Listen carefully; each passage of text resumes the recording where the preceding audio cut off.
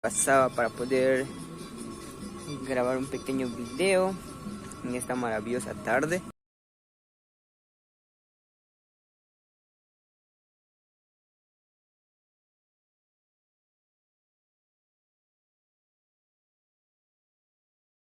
Bueno, ahí está ocultándose el sol. Saludarle desde la selva de Satipo City, la playa de Bellavista. Aquí pueden disfrutar su hermosa tarde en familia, también un paseo en amigos. Pues les saluda, bueno, presentarlo aquí, lo que es la Casa Cultural Indígena Choquioque. Estamos innovando y mejorando cada vez más. Entonces aquí destacan lo que es el arte, la cultura y la música al estilo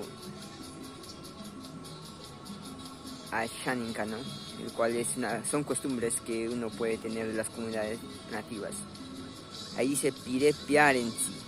El significado de Pirepiarensi es toma masato fresco. Que eso también es muy bueno para la próstata.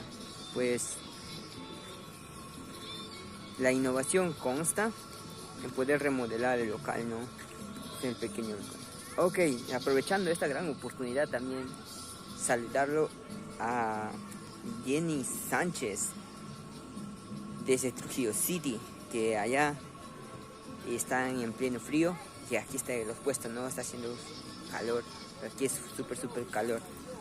Pues ahora estamos innovando, que esta es la otra casita que estamos emprendiendo aquí en familia. Pues ahora vamos a verificar cómo van el avance.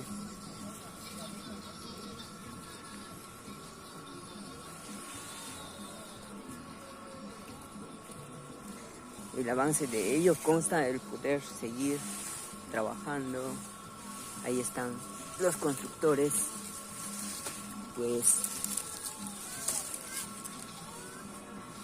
wow, ahí está.